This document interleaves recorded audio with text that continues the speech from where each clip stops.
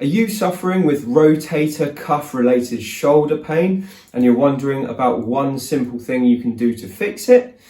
If you are, then this video is going to show you exactly what to do to ease some of that pain and help your injury recover quicker. Hi everyone, my name is Will Harlow and I'm the Over-Fifties specialist physio here at HT Physio in Farnham. And today I'm going to be giving you one simple exercise you can do to improve rotator cuff related shoulder pain. Now, the rotator cuff is a group of 4 small muscles that live inside the shoulder, and the importance of the rotator cuff is that it keeps your arm in its socket.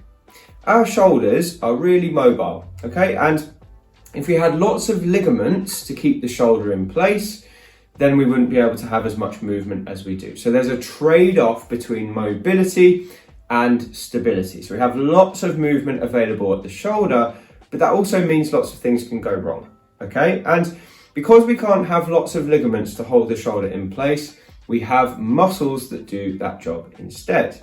And the main group of muscles to do that job is something called the rotator cuff. So this is the shoulder joint. You can see here we have the shoulder blade. We're looking at it from the front. We have the collarbone here, and we have the humerus, which is the arm bone here. So that would sit like that on my shoulder.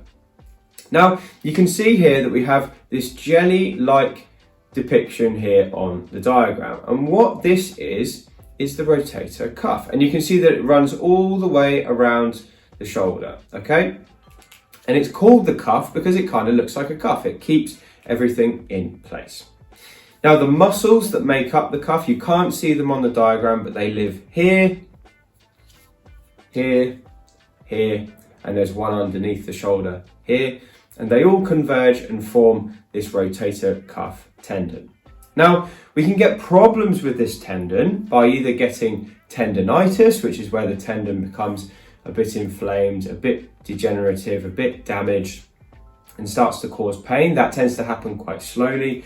We can also get a rotator cuff tear, which tends for most people to be more sudden. It can often be accompanied by weakness in the arm. It can make it very painful to lift, and that can often happen after you try and pick up something too heavy and something goes in your shoulder. It can be a tear. So we have a tendonitis or a tendinopathy and a rotator cuff tear. Now, the rotator cuff, they're very small muscles, but they do a very important job. And 3 of the muscles that make up the cuff do one job called external rotation. Okay, so that's this movement here. And these are actually the only muscles that do this movement. So without the rotator cuff, we would have no ability to reach out to the side. So if you've lost the ability to do this, there's a lot of things that you can't do in life. And when we have damage to the rotator cuff, either a tendonitis or a tear, we lose strength in this movement here. So today's exercise is going to be showing you how to strengthen this movement here, and by doing so, improve the health of the cuff. So all you need for this exercise is one thing. You need a small resistance band. You can quite easily pick these up from Amazon, or you can pick them up from your local sports shop, and you don't need much resistance. You should be able to stretch it quite easily when you try. Now, the exercise is very simple. You can do it from a sitting position. And for the purpose of this exercise, I'm going to pretend that my right arm is the one with the rotator cuff pain. So what you're going to do is you're going to start off wrapping one end of the band around your good hand. So it's wrapped around my left. And the left arm is going to be pinned against the side. Now I'm going to take the other end of the band in my bad hand. Okay, and I'm going to have my palm up so it looks like this. I also want my elbow bent to 90 degrees. And what I'm now going to do is I'm just going to pull my arm away from my side. So you can see here that the arm is about 30 degrees away from the side. You might start to notice a little bit of discomfort there, but that is okay for the purposes of this exercise for most people. Now what we're going to do after that is we're going to keep that elbow, the right elbow, locked in place, and we're just going to rotate out. Now it's a really small movement, so you're going to go out about 6 to 8 inches just to the edge of discomfort, hold for a second, and then back in. And all the while this hand, my good hand, is locked in place so it's not moving.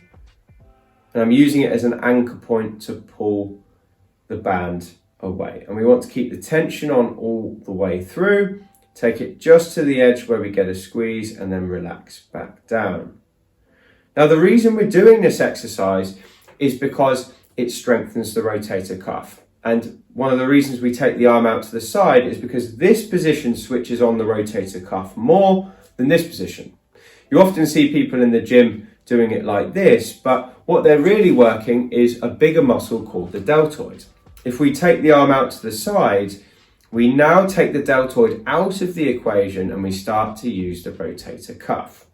And we're doing this external rotation movement, which is the movement the rotator cuff can do on its own. So that is how you isolate the rotator cuff. Taking it out like that and then back in nice and slow is a great way to build strength. For some people this can be a little bit sore, but if they keep going with the repetitions, the pain often fades.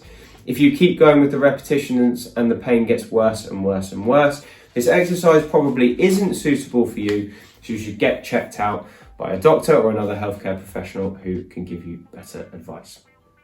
Anyway, that's all I have for you today. I usually recommend to people that they do 10 to 15 repetitions in a row and try and do that a few times a day. That tends to work quite well. And before long, they should start to notice that the pain in the shoulder starts to reduce as the rotator cuff heals and the muscles get stronger. So that's what we have today. Thank you very much for watching. If you'd like more tips like this, you can pick up a copy of my book. It's called Thriving Beyond 50, and you can get it from Amazon using the link below this video. The other thing you can do is subscribe to this channel if you like the video, so you'll be the first to hear about our new content. And that's all I have for you. So thank you very much for watching, and I look forward to speaking to you on the next video.